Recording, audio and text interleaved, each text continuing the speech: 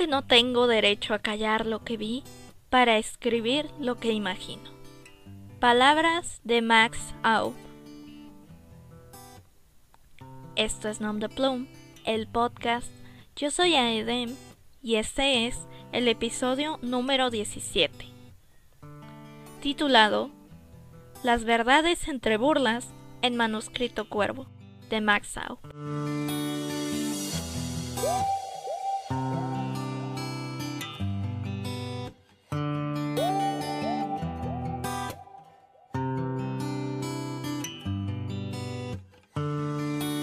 En esta ocasión vamos a hablar de un libro que me parece que no es tan conocido como muchos otros de los que sí hemos hablado y de los que pronto hablaremos también.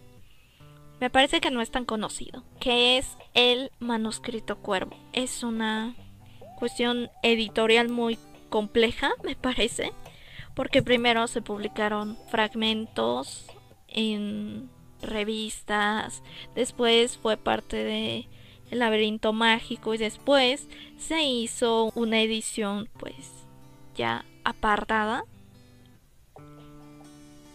Pero primeramente, y antes de entrar a como tal el manuscrito, vamos a hablar de Max Aub. Max Aub no era español, pero era uno de esos escritores en los que nunca lo quieren considerar dentro de las literaturas. No lo quieren considerar dentro de la literatura española porque no era español.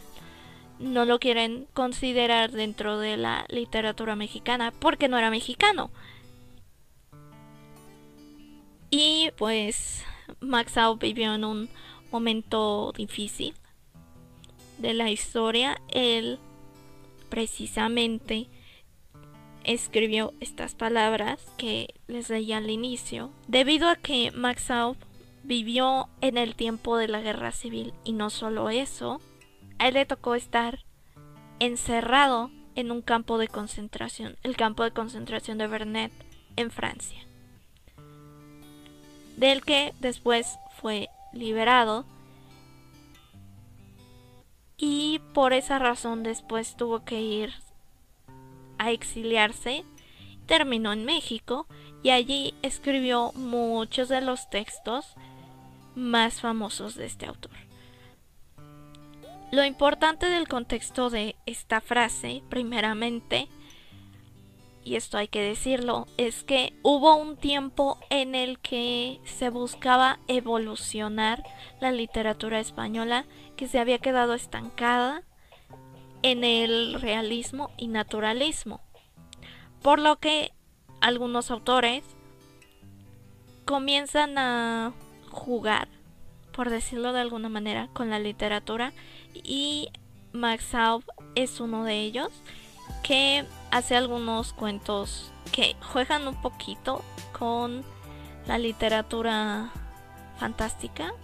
Ciertamente esto es así. Hasta que este momento de la guerra civil y los campos de concentración tocan su vida. Es cuando dice, y creo que lo expresa genuinamente, no tiene derecho a callar para escribir lo que imagina. Y de este modo, la literatura se concentra en una cuestión que resultó inolvidable para la memoria española y posteriormente, no muy lejano por cierto, para la memoria europea, que como ya les conté en algún episodio, la Guerra Civil Española solo fue el ensayo y la antesala de la Segunda Guerra Mundial, por lo que estos actos atroces solo estaban por incrementar. Max Aub ve este momento en la historia como uno que no debe olvidarse. Hay algunos críticos, he leído de estos trabajos, de estos estudios, que tienden mucho a psicoanalizar a Max Aub y pensarlo como una víctima que pretende encontrar las palabras para explicar todo lo que vio. De hecho, hay un punto en la literatura de Max Aub en la que, y muchos lo dicen así, se obsesiona con los campos de concentración. Hay muchísimos textos sobre los campos de concentración y muchos estudios pues tratan de explicar que Max Aub utiliza la literatura porque no encuentra las palabras correctas para expresar y para explicar cuánto ha visto y cuánto ha pasado. Sin embargo, yo tengo otra creencia completamente diferente y lo que me hace creer esto es precisamente Manuscrito Cuervo. Les voy a platicar un poquito qué sucede con Manuscrito Cuervo. De entrada, y seguramente se preguntarán, porque yo también me lo pregunté la primera vez que lo leí, ¿por qué se llama así? Bueno, Manuscrito Cuervo hace todo un juego literario muy impresionante que probablemente si lo leen sin contexto, probablemente se lo crean. Max Aub crea un mundo extraliterario, me voy a permitir esta expresión, en el que él se aleja lo más posible de la autoría de su libro. Veámoslo como si fueran por niveles. El nivel que ustedes conocen hasta este momento es que Max Aub escribió el Manuscrito Cuervo, pero Max Aub escribe que hubo otro escritor y este escritor es un cuervo llamado Jacobo. Por eso se llama Manuscrito Cuervo. Y Max Aub se aleja todavía más porque no podríamos leer lo que escribió un cuervo. Tendríamos que tener un traductor. Y hay precisamente un traductor creado por el mismo Max Aub. Y además, no sería suficiente con la traducción del cuervo, porque el cuervo tiene una visión muy diferente a la humana. Por lo que Max Aub también inventa un editor del Manuscrito Cuervo. Hay algunas notas en el libro y estas notas son del editor falso que escribió Max Aub. Y este juego recuerda mucho al mismo que hace Cervantes, que no recuerdo si ya se los comenté, pero Cervantes dice que él no es el autor, él no es el padre de... lo dice así literalmente, él no es el padre del Quijote, él sería más bien un padrastro, que él es un traductor de un tal Cide Hamete Benengeli. Así lo dice en varias ocasiones en la primera parte. Hay un episodio literal en el que es Cervantes caminando y encontrándose con el resto de la historia de Don Quijote. Max Aub no hace un episodio como este, pero me parece que el guiño no solo es muy similar, sino que es muy evidente. Lo que sucede en Manuscrito Cuervo es una cuestión un tanto compleja y que voy a tratar de explicarles sin llevarme tanto tiempo.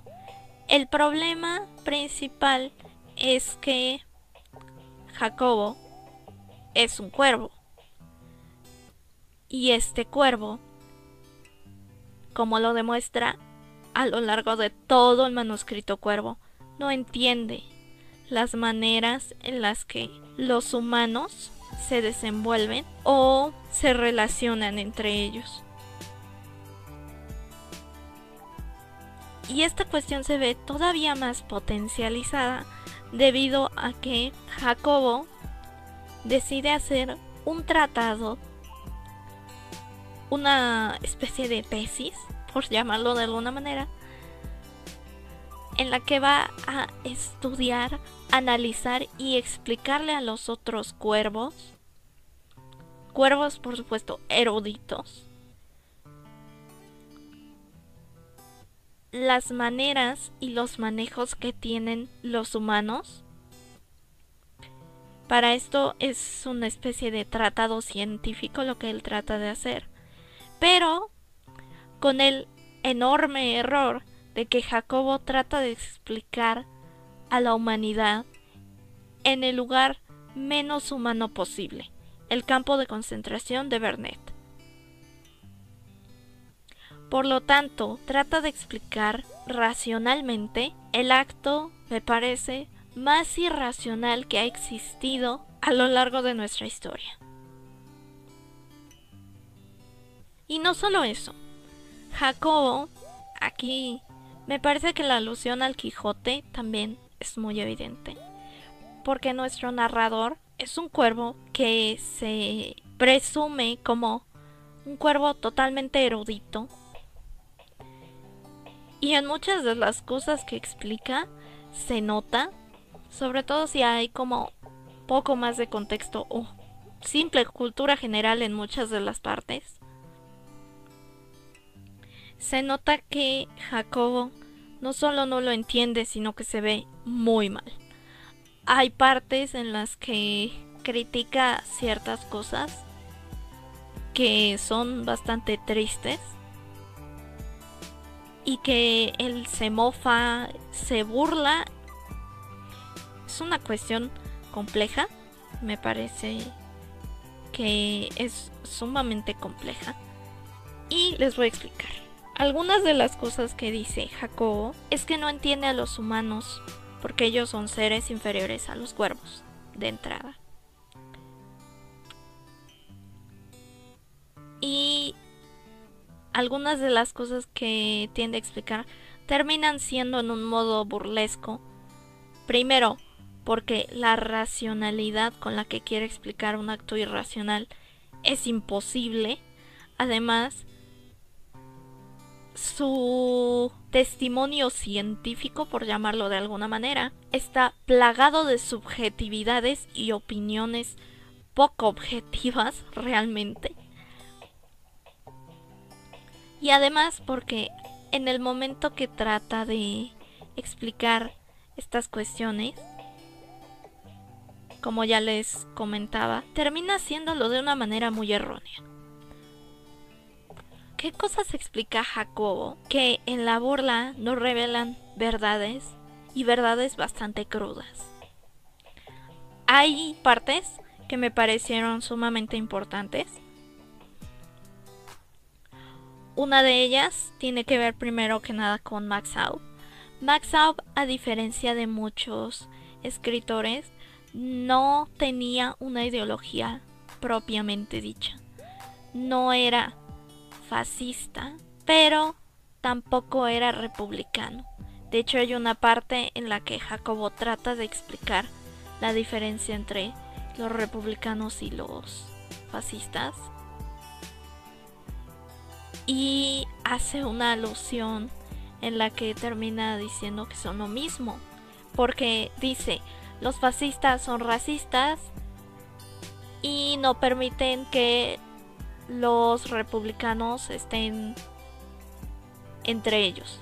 Y luego pone, los republicanos son racistas y no permiten que los fascistas estén con ellos, y cosas así. Y me gustaría leérselas porque es una de las más impactantes del libro. Dice así: los fascistas son racistas y no permiten que los judíos se laven o coman con los arios. Los antifascistas no son racistas y no permiten que los negros se laven o coman con los blancos. Los fascistas ponen estrellas amarillas en las mangas de los judíos. Los antifascistas no lo hacen, bástales la cara del negro. Los fascistas ponen a los antifascistas en campos de concentración. Los antifascistas ponen a los antifascistas en campos de concentración.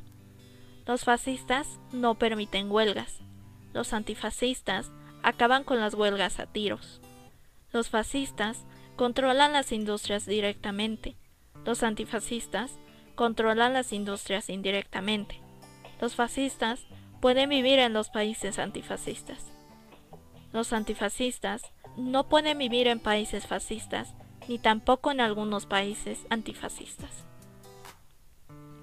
Claramente, aquí lo que estamos viendo es que Max Aub no está de ninguno de los dos lados y para él los dos lados son el problema. Si hay una batalla entre estos dos lados que resultan contradictorios, como él mismo lo demuestra. Ese es precisamente el problema y por qué toda esta situación tan terrible por la que estaba viviendo. Aquí no se nota tanto la burla porque termina relatándose como una especie de discurso. Lo que resulta irónico precisamente es que los que supuestamente son contrarios no lo son. Ahí radicaría la burla como tal. Pero aquí no es tan evidente como en otras partes. Hay una parte en la que Jacobo se burla de que los humanos no tienen plumas y que cuando van envejeciendo su piel se empieza a colgar y se empieza a ver de la manera más asquerosa, que él mismo dice que se sintió asqueado y todavía se está curando del asco. Lo que está diciendo aquí y lo que no vemos tan evidente es que lo que está haciendo es que está haciendo alusión a las condiciones tan pocamente humanas en las que están los prisioneros de los campos de concentración. Los está viendo completamente desgastados y si les cuelga la piel probablemente no sea por la edad sino por el hambre. Y esta es una cuestión en la que, como Jacobo se burla, y creo que en esto radica la importancia de la burla en el manuscrito Cuervo, como él se burla, nosotros lo sentimos todavía más. Otro ejemplo que me gusta mucho aludir es que otra vez está haciendo alusión a lo de las plumas. Y dice que él ha visto a los humanos que tienen ronchas, que tienen sarna, que no resisten el frío y que muchas veces los ha visto con las extremidades moradas del congelamiento. Empieza como una burla porque él vuelve a hacer alusión de que los cuervos son superiores. De entrada nosotros tenemos plumas y ellos no tienen. Comienza como una burla y al final él mismo incluso dice, y cito, uno nos explica cómo pueden sobrevivir. Su existencia en las condiciones físicas en que se encuentran es una equivocación. Esto demuestra evidentemente que la burla va en otro sentido y como les explicaba, yo no estoy de acuerdo con que muchos críticos digan que Max Aub utiliza el lenguaje literario porque no encuentra otras maneras de expresarlo. Yo creo que sí lo encuentra, pero esta es la manera en la que nosotros como lectores, y no solo de su tiempo, probablemente gente que estuvo ahí y gente que pudo no estar ahí, sino llegados hasta nuestros días, incluso en el futuro, la gente va a seguir entendiendo que esto estaba mal y que era terriblemente inhumano todo lo que estaba ocurriendo. Que creo que esa es la intención de las burlas y de que se haga todo este juego literario para poder darle aún mayor emotividad a un acto completamente inhumano. Les doy otro ejemplo. Aquí se ve mucho más evidente la burla en este que les voy a platicar, porque Jacobo, primero, su descripción del campo es bastante extraña. Para los que sabemos lo que era un campo de concentración, pues resulta completamente extraña. Y ahí es donde radica su comicidad totalmente. Él describe el campo de concentración como si fuera uno de los mejores hoteles, porque está lleno de guardias que siempre están a disposición de los prisioneros, aunque él no los ve como prisioneros, sino que ellos son los inquilinos. Cuando en realidad pues todo era al revés. Y esto me parece que no necesita mayor explicación, todos entendemos la dinámica del campo de concentración. Por supuesto, los guardias no estaban a merced de sus internos, por así decirlo. De hecho, pues todo lo contrario, ni siquiera los atendían. Hay otras partes en las que dice que hay 2 médicos, uno que no tiene medicinas, que solo tiene aspirinas, para lo que sea que tengan, aspirinas, y eso es todo, y otro que cobra por las atenciones. Claro que ellos no tienen dinero, así que cobra con las pocas posesiones que tengan, lo que denota la corrupción y otra vez la falta de humanidad de aquellos que estaban involucrados. Y hay otros episodios, es lo que me encanta de este libro. Hay algunos episodios en los que se nota totalmente la comicidad y hay otros en los que se pone completamente serio. Y denota su inconformidad. Me parece que es ahí en donde más se nota que es Max Aub el que está hablando y no es un personaje. Hay un episodio, por ejemplo, en el que se pone a hablar acerca de las fronteras y de cómo el lugar donde nacen determina a qué bando perteneces y a qué cosa te vas a dedicar. Lo que me parece increíble de este libro es que creo que dice muchas más verdades. Solo les leí algunas, es un libro un poquito largo. Así como estos a los que les hice alusión, hay muchos otros del manuscrito Cuervo. Es lo que me encanta de este libro,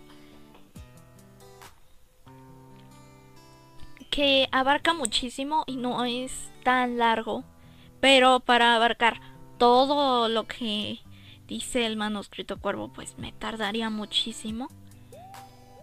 Así que pues yo los invito a que lo lean si quieren.